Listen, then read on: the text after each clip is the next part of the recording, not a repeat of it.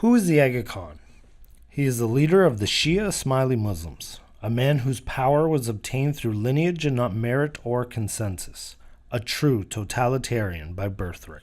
He is the manufacturer and resource manager of the marginalized, ultimately those who make up the radical left. He is funding the marginalized in an attempt to create a militia, to marshal in social change through factions competing for supremacy, consolidating and centralizing global resources, and establishing a global socialist system.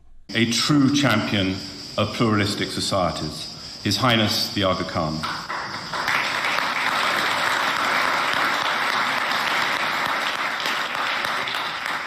We at the International New York Times have collaborated on many endeavors, not least the forums of new diplomacy that we host together with the Académie Diplomatique Internationale, of which the Aga Khan, His Highness, is president.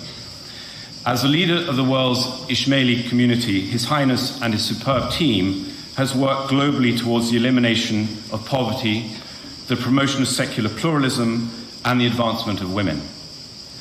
The Aga Khan Development Network he founded is one of the largest private development networks in the world, active in education, preservation, culture, the environment, health, and many, many other endeavors.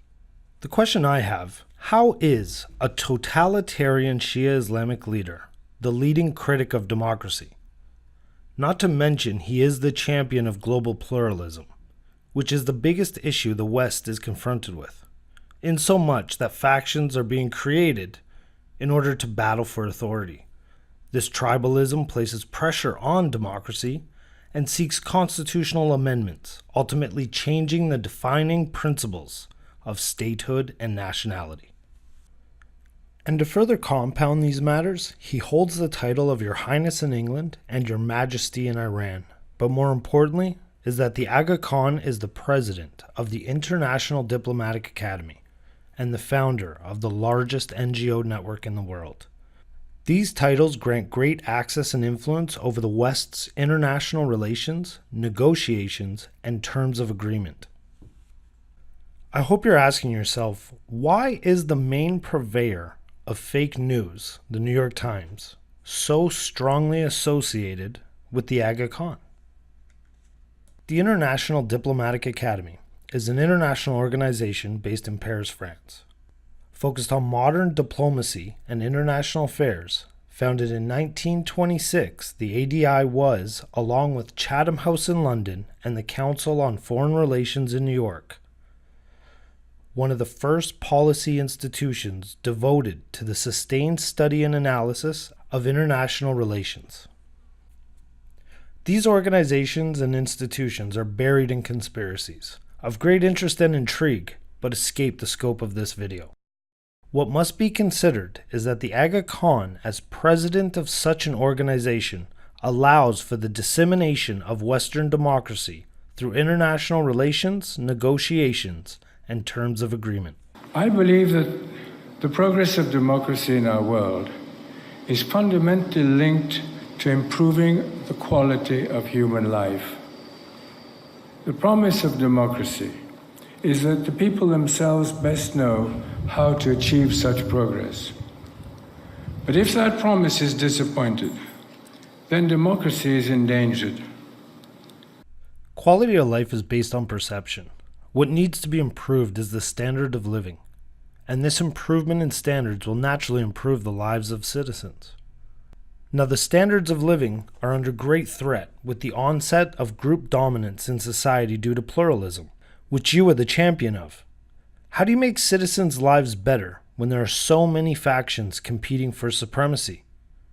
Statehood requires national culture to be clearly defined, establishing a sense of homogeny. This is the only way in which a nation can sustain institutions, culture, and statehood. And I think that is what most governments would like to have. The enormous refugee crisis that now confronts us is one manifestation of that challenge. In our last video on NGOs, the Aga Khan had mentioned the incredible relationship he had with the German government, and that the Germans try to solve problems in the same way that he does. Well, the freighter ships picking up the refugees are German NGOs, and the migrants are coming from areas that the Aga Khan has strong relationships and influence over, like Syria, Afghanistan, and nearly all of North Africa. A refugee crisis facilitated and perpetuated by the Aga Khan.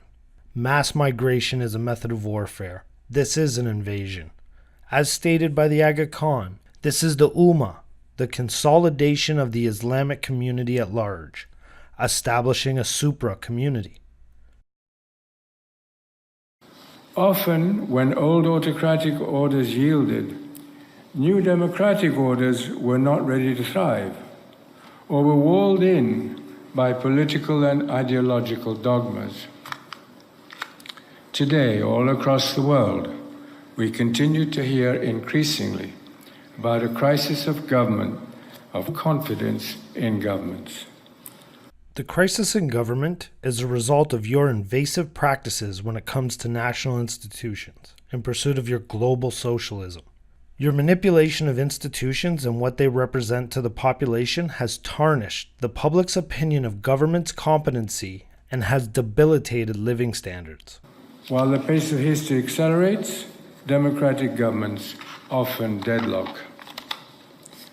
Scholars now count a growing percentage of countries as failed democracies. The deadlock that most Western countries are confronted with is resulting from pluralism and the pursuit of supremacy by these different factions. And as for the scholars stating democracy has failed, are these the same scholars who think gender doesn't exist? A UNDP survey of South American publics some years ago demonstrated that most people preferred an effective authoritarian government to an ineffective democratic one.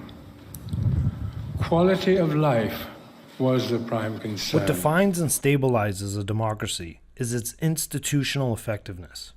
Now, Westerners have come to watch their institutions crumble into dissolution, with education as an example of this breakdown. But where are these cracks forming in the foundation? These institutional fractures, risking stability, are a result of the cooperation agreements the Aga Khan has with many Western countries, ranging from education, culture, human rights, energy, and natural resource management. The Aga Khan's NGOs take first world wealth to aid third world development, the marginalized, and the environment. In turn, this aid translates to the inability to meet national institutional responsibilities.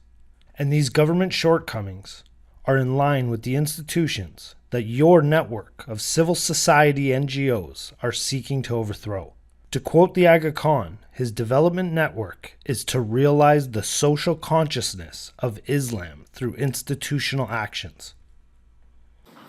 The topic of democracy and its challenges is one that I have followed closely for a long time, most intently in the developing world of South and West Asia, the Middle East and Africa, where so many members of the Ismaili community live and where so much of our development work takes place. How is democracy in the developing world? The Aga Khan's influence geographically spans across Syria, Afghanistan, Iran, Pakistan, and includes nearly every coastal country on the continent of Africa. There is little to no democracy, and the standards of living in these areas is considered third world to non-existent. So why are you the leading critic of democracy? How did it come to this, considering you seem to know nothing of what it takes to run a stable democracy? But what can we say then about why democratic systems often fall short in their efforts to improve the quality of their constituents' lives? Let me suggest 4 elements that could help strengthen democracy's effectiveness in meeting this central challenge. They are improved constitutional understanding, independent and pluralistic media, the potential of civil society, and a genuine democratic ethic. In accordance to the Aga Khan, the central challenge of Western democratic governments is to improve the quality of life and any failure to do so will prevent a consensus, bringing in a totalitarian leadership, overthrowing our democracy. The Aga Khan's 4 elements to strengthening democratic effectiveness: 1. Improve constitutional understanding, which translates to incrementally overthrowing a nation through the manipulation of its defining principles. 2. Independent media, the manipulation of people by controlling the narrative and the consistency of message. 3. Civil society, manipulating the government by relieving the responsibilities and expenses associated with the marginalized, the Aga Khan being the primary investor of these marginalized. Him and George Soros playing the good cop, bad cop routine. And 4. Democratic ethic. Scholars can't even define ethics, so it's nothing more than a catch-all concept that, when characterized loosely, will allow for the listener to create their own representation and meaning. This all sounds very counterproductive in the pursuit of statehood and nationality and a stable democracy. Like, share, and subscribe. Click that notification button and check us out on social media. Links are in the description below.